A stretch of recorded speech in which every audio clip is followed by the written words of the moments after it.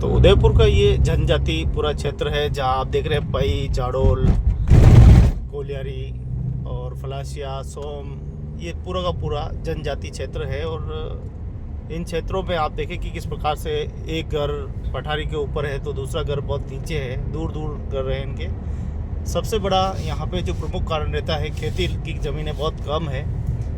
सरकार से कई बार आग्रह भी किया था कि इसको रिडेवलपमेंट किया जाए, एक नई तकनीकी की खेती की जाए जिससे कि आदिवासी आत्मनिर्भर बने। आप देखें कि यहाँ रोज़गार के उतने संसाधन नहीं है, फैक्ट्रियाँ, इंडस्ट्रीज ऐसी कुछ भी नहीं है। और दूसरी बात यह है कि सरकार कितनी मदद करेगी। सरकार ठीक है अपने लेवल पे एक मदद करती है, लेकिन सरकार को भी हाथों में रोज़गार तो देना ही पड़ेगा। तो जनजाति जो पूरा क्षेत्र है यहाँ पे सबसे ज़्यादा क्या समस्या रहती है, तो आज हमारे बीच में बहुत ही अच्छे नगर के समाज सेवी भामाशाह जो हमेशा मदद करते रहते हैं, मेवाड़ जनशक्ति दल के संस्थापक महोदय नरेश जी शर्मा हमारे बीच में। नरेश जी, आप क्या सोचते हैं, क्या परेशानी है, क्यों आपको लगता है कि ये एक समस्या है, और ख़ास करके आदिवासी क्यों आखिर अपराध में ज़्यादा लिप्त हो जाते हैं? आपको क्या लगता है, क्या कारण है? गोविंद जी भाई साहब, आपके चैनल के माध्यम से मैं कहना चाहूँगा, सबसे पहले तो आपने बहुत अच्छा मुद्दा उठाया है इस विषय को लेके। जाडोल, फलासिया, पई, उंदरी वाला जो बेल्ट है, आदिवासी बेल्ट है, एक तो क्या है, गवर्नमेंट की लापरवाही की वजह से आदिवासी बेल्ट में आदिवासी के पास में था क्या, था तो एक ज़मीन। वो ज़मीन भी लोगों ने कन्वर्ट करा के लोगों के आसपास के जितने भी भू माफिया हैं, उदयपुर के हो गए, इधर गुजरात साइड के हो गए, इन सब भू माफियाओं ने इनकी ज़मीनें हड़प ली। अब इनके पास में ज़मीनें बची नहीं। सरकार नए नए रोजगार के निकालती है कि भाई आज ये रोजगार का हमने वो घोषणा की, आज ये किया, वो किया। उन रोजगारों को इन लोगों तक पहुंचाने के लिए कहीं पर भी मेरे हिसाब से हर गांव में सरकारी ई मित्र होने चाहिए, जहाँ पे लोग बाग जाए और उनको रोजगार का उनको फायदा मिले, कि भाई योजनाओं का फायदा मिले, योजनाओं के बारे में जानकारी हो, या फिर सरकार ऐसे अपने कर्मचारियों को लगा के योजनाओं के बारे में लोगों को जागरूक करे, भाई आप लोगों को ये योजना है। तीसरा है एग्रीकल्चर, जहाँ पे भी आदिवासी भाइयों के पास छोटी मोटी जमीन अगर कुछ बची हुई भी है तो एग्रीकल्चर के नाम पे नए नए आयाम कर सकते हैं कि भाई किस तरीके से अपन अपने जो भी गेहूं, मक्का, ज्वार, बाजरा है, उसकी ज़्यादा से ज़्यादा फसल कैसे उपजाऊ कर सके, उसके बारे में खाद कैसे उपयोग करें, उस फसल को कैसे उगाया जाए, उसकी देख रेख कैसे की जाए, ऐसी जानकारियों के लिए ग्राम सेवक तो लगा रखें। बाकी ग्राम सेवक सिर्फ आंकड़ों में लगे हुए हैं, कोई भी जाके जन जागरण नहीं कर रहा है, लोगों को इकट्ठा नहीं कर रहा है, लोगों को बता नहीं रहा है। उस हिसाब से ये लोग बाग दिन बे दिन पिछड़ते जा रहे हैं, और पिछड़ने की वजह से फिर इनके पास कोई रोजगार नहीं रहता है, तो ये कहीं न कहीं चोरी करना, जुर्म करना, लूट मार करना, पत्थर मारना, ऐसी स्थिति बनी रहती है। ये आप क्या सोचते हैं, सरकार की कल्याणकारी योजनाएं निठल्ला बना रही है या आत्मनिर्भर बना रही है? आपका क्या सोच है? नहीं, सरकार की जो भी कल्याणकारी योजनाएं हैं या फिर फ्री राशन है, फ्री में कुछ भी देना है, वो तो उनको निठल्ला और भिखारी बना रही है। मेरे कहने का गलत शब्द में बोल रहा हूँ, बाकी वो बना रही है। इनको युवाओं को ऐसा बनाना चाहिए कि रोजगार के अवसर दिलाने चाहिए। बहुत सारी चीजें ऐसी हैं, इन्होंने बोल दिया हम रोजगार के माध्यम से ऐसे लोन देंगे कि सिलाई मशीन करो, लोन देंगे, उद्योग में लोन देंगे, सोलर में लोन देंगे, हर चीज में लोन देंगे। अरे लोन देंगे कैसे, लोन पास कैसे होगा, उसकी प्रोसेस क्या है, उसकी प्रक्रिया क्या है, लोगों को पता ही नहीं। लोग बाग चाहे अगर उसके बारे में जन जागरण हो, लोगों को जागरूक करें, तब जाके वो कोई छोटा मोटा लोन लेगा जिसमें सब्सिडी भी गवर्नमेंट दे रही है, और उसके माध्यम से वो रोजगार करेगा और आगे बढ़ेगा।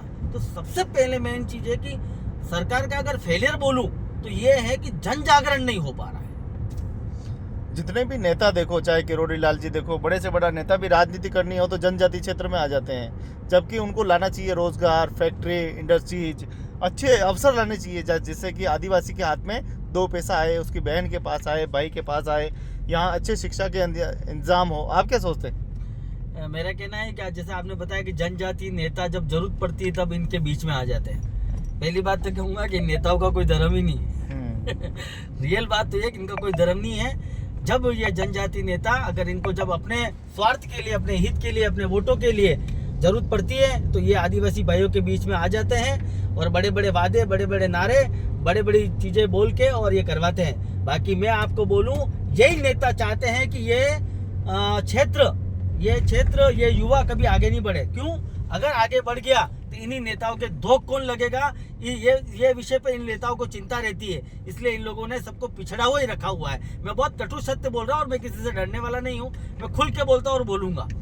अभी हाल ही में एक खबर आई थी कि हमारे जनजाति क्षेत्र के 70 बच्चे एक साथ बाल श्रम में पकड़े गए और सालों से वहाँ काम कर रहे थे। ये क्या ये उदयपुर के लिए आघात करने वाली खबर नहीं है? ये बात भी विषय बहुत आपने अच्छा पकड़ा। कुछ माँ बाप निठल्ले होते हैं जो बच्चों को रोजगार के लिए, बंधुआ मजदूर के लिए भेज देते हैं गुजरात की तरफ। और आदिवासी बेल्ट में एक तो क्या है कि थोड़ा सा रिलेशन का अभाव है, समझ नहीं है।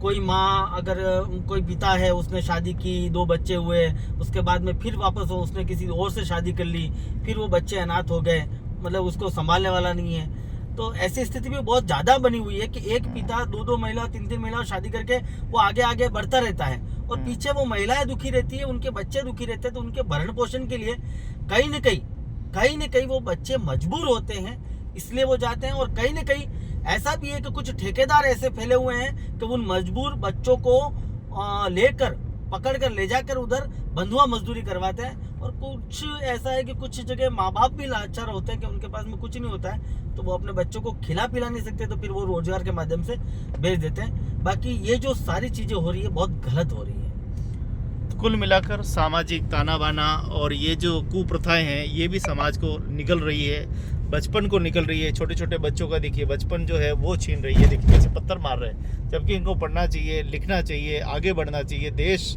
इनके तरफ देख रहा है। एसटी का दर्जा है, सबसे बड़ी बात ये है इनको इतना अच्छा दर्जा मिला है, बिना किसी मेहनत से ये डॉक्टर, इंजीनियर, नेता, सरपंच सब कुछ बन सकते हैं। लेकिन एक ही चीज़ है कि यहाँ के नेता, यहाँ के जो स्थायी लोग हैं जिनकी राजनीति चलती है, वो कभी नहीं चाहते कि ये व्यवस्थाएं ठीक हो, यहाँ फैक्ट्री आए, इंडस्ट्री आए, यहाँ अच्छी स्कूलें हो, यहाँ अच्छा परिप्रेक्ष्य हो, अच्छी खेती हो। इन लोगों को सिर्फ और सिर्फ मजबूर और सिर्फ सरकार के सामने हाथ मांगते हुए बस दिखाया गया है।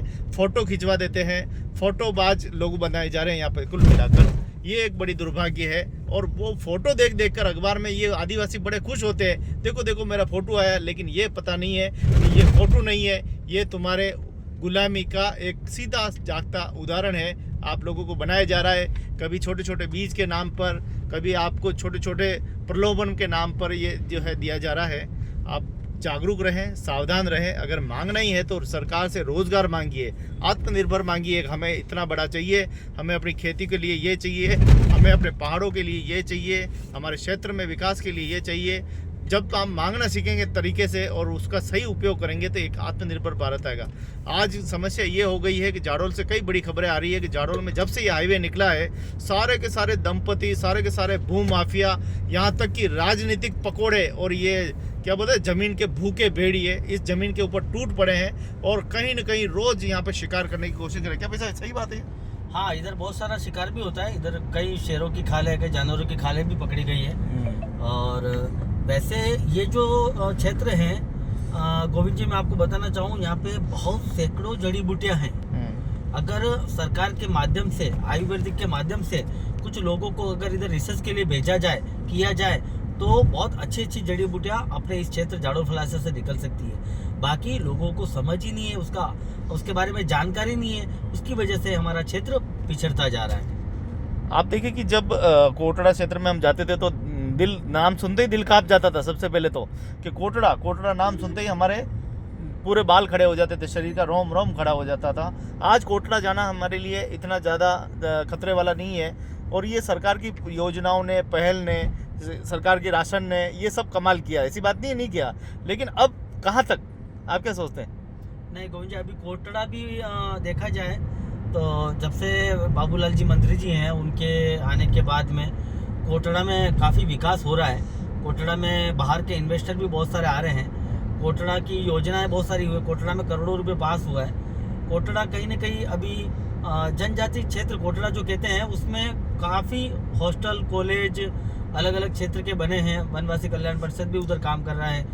तो अभी कोटड़ा देखा जाए तो जो पहले वाला कोटड़ा था, जिसके नाम से लोग डरते थे, जिसको काला पानी की सजा अगर किसी को देनी हो तो कोटड़ा ट्रांसफर करा दो, ऐसा बोलते थे, आज वो कोटड़ा नहीं, कोटड़ा काफ़ी बदल चुका है और तरक्की कर रहा है। बाकी फिर भी जो एक दायरा होता है, जिस लेवल पे है, उन लोगों को आना चाहिए, कोटड़ा की बात नहीं कर रहा हूँ, उसमें जाडोल भी हो गया, फलाशा भी हो गया, जिस लेवल पे उनको उभरना चाहिए, आगे बढ़ना चाहिए, जहाँ आना चाहिए, वहाँ तक अभी नहीं पहुँच पाए। पता नहीं किस तरीके का कौन सा अभाव खल रहा है। जिस आदिवासी ने वीर शिरोमणि महाराणा प्रताप के साथ युद्ध लड़ा हो, जिन्होंने मेवाड़ की आन बान शान के लिए लड़े हो, आज कुछ गर्दुल्लों के संपर्क में आके ये समाज क्यों बिगड़ रहा है? आपकी इसके पीछे क्या तथ्य है? एक ये है कि प्रशासन की फेलियर ही बोलूँ मैं। अभी भी हमारे इधर आदिवासी क्षेत्र में जो देसी दारू निकाल के एक नशे की तरफ जो लोगों को ले आया जा रहा है, दारू, देसी दारू हो गया, महुआ हो गया, उसके बाद में आजकल तो शहर का जो एमडी है, क्या बोलते हैं, गांजा, अफीम, ये तक गाँव में पहुंच गया है। तो कहीं ना कहीं युवाओं को नशे का आदी बना के उनको कमज़ोर बनाया जा रहा है। तो एक गवर्नमेंट को समय समय पे नशा मुक्ति के भी कुछ न कुछ आयोजन करने चाहिए, जिससे युवा वहाँ से निकल कर बाहर आए। बहुत बहुत धन्यवाद।